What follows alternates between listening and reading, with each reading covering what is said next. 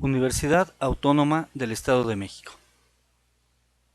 Mi nombre es Rubén González y mi asesor el ingeniero Roberto Vera Popoca. Les vengo a hablar de evolución de los sistemas operativos. La primera década fue en 1940. Primera generación de computadoras.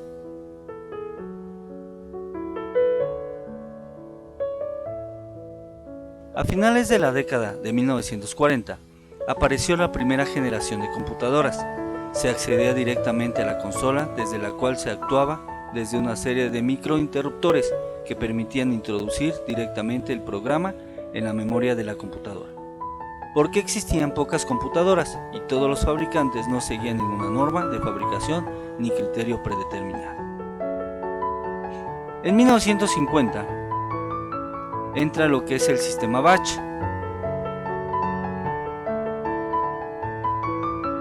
A principios de esta década, con el objetivo de facilitar la interacción entre usuario y computadoras, los sistemas operativos hacen su aparición discreta y muy simple, con proceso por lotes, monitor residente y almacenamiento temporal. En la siguiente década, 1960, el circuito integrado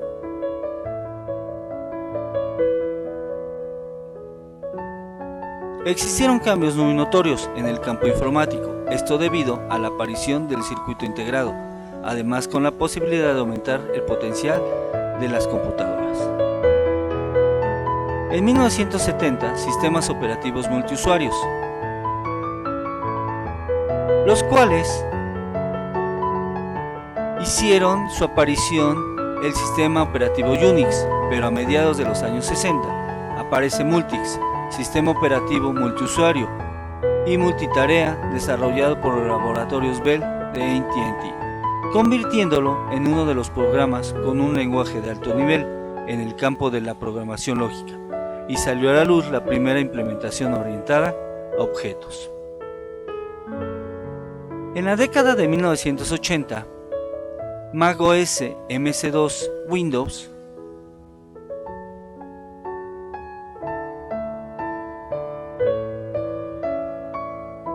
con la integración de los circuitos a gran escala, como los chips, que contenían miles de transistores en un centímetro cuadrado de silicio, empezó el auge de las computadoras personales. Para esto, se dejó a un lado el rendimiento y buscaron que el sistema operativo fuera amigable, surgiendo con esto los menús e interfaz gráfica.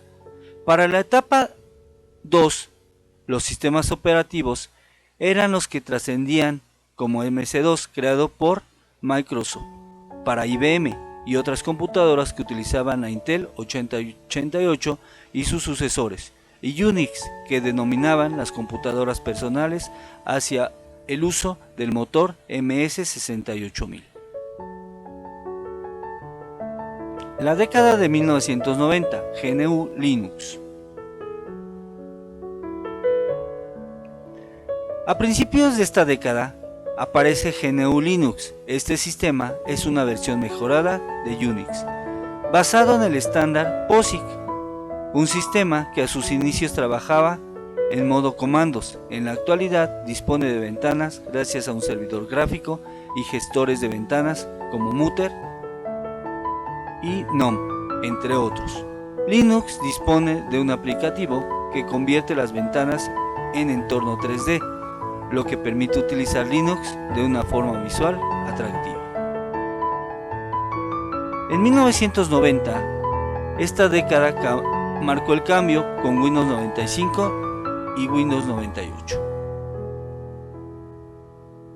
Windows 95 es un sistema operativo con interfaz gráfica de usuario de 16 y 32 bits y fue lanzado al mercado el 24 de agosto de 1995. Por Microsoft. Con un gran éxito, su nombre clave fue Chicago, el cual sustituyó a MS2 como sistema operativo y a Windows 3X como entorno gráfico. El 25 de junio de 1998 llegó Windows 98, mejorando a su antecesor, con nuevos controladores de hardware y un sistema de ficheros FAT32, que soportaban particiones mayores a los 2 GB permitidos por Windows 95. Década de los años 2000. Los últimos sistemas operativos, en la actualidad, cuentan con excelentes mejoras gráficas, capacidad de ejecutar múltiples aplicaciones, soporte de 24 bits, el cual permite ejecutar múltiples procesos con diferentes núcleos del procesador y así aumentar la velocidad de cada uno de estos, entre otras características. En conclusión, podemos decir que hace 5 décadas no existía ningún sistema operativo para los usuarios, pero en la actualidad cualquier persona y hasta los niños pueden utilizar una computadora. Aunado a ello, tenemos un tema complementario que son los componentes del sistema operativo. Esos componentes se dividen en varias partes, las cuales son gestión de procesos, gestión de memoria secundaria, el sistema de entradas y salidas, gestión de archivos, programas de sistema, seguridad y comunicaciones, los cuales vamos a hablar a continuación de ellos. Gestión de procesos. Un proceso es simplemente un programa en ejecución que necesita recursos para realizar su tarea, tiempo de CPU, memoria, archivos y dispositivos de entrada y de salida. El sistema operativo es responsable de realizar los siguientes procesos. El primero, crear y destruir los procesos, parar y reanudar los procesos, ofrecer mecanismos para que se comuniquen y sincronicen. En gestión de memoria. La memoria es una gran tabla de palabras o bytes que se referencian cada una mediante una dirección única. Este almacén de datos de rápidos accesos es compartido por el CPU y los dispositivos de entrada y salida. Es volátil y pierde su contenido en los fallos del sistema y es responsable de algunas actividades como conocer qué partes de la memoria están utilizadas y por quién, decir qué procesos se cargan en memoria cuando haya espacio disponible y asignar y reclamar espacio de memoria cuando sea necesario. Gestión de almacenamiento secundario. Un sistema de almacenamiento secundario es necesario, ya que la memoria principal, almacenamiento primario, es volátil y además muy pequeña para almacenar todos los programas y datos. También es necesario mantener los datos que no convengan mantener en la memoria principal. Y es responsable de planificar los discos, gestionar el espacio libre y asignar el almacenamiento. El sistema de entradas y salidas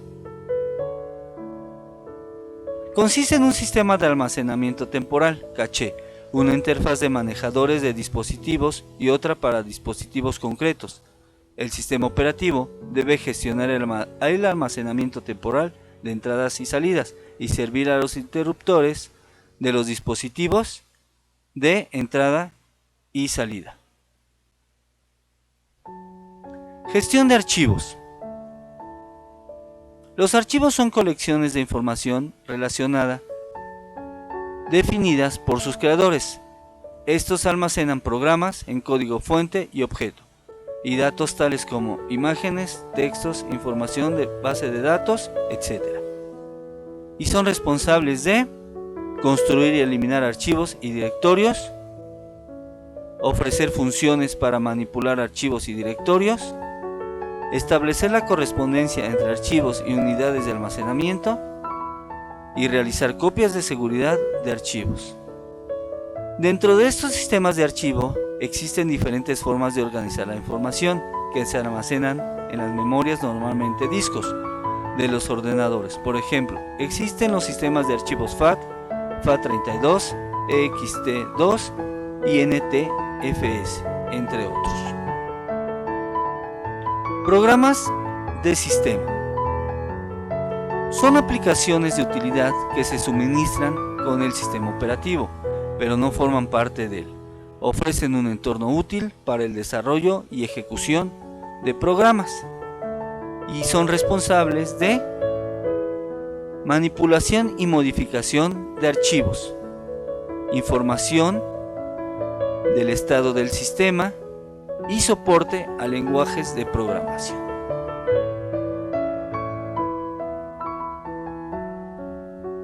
Seguridad. Mecanismo que controla el acceso de los programas o los usuarios a los recursos del sistema. El sistema de seguridad debe distinguir entre uso autorizado y no autorizado, especificar los controles de seguridad a realizar, forzar el uso de estos mecanismos de protección. Y en las comunicaciones, para mantener las comunicaciones con otros sistemas es necesario poder contar el envío y recepción de información a través de las interfaces de red. También se debe crear y mantener puntos de comunicación que sirvan a las aplicaciones para enviar y recibir información y crear y mantener conexiones virtuales entre aplicaciones que están ejecutándose localmente y otras que lo hacen remotamente. Muchas gracias. Nos vemos en el siguiente video. Si les gusta, por favor, den clic en like.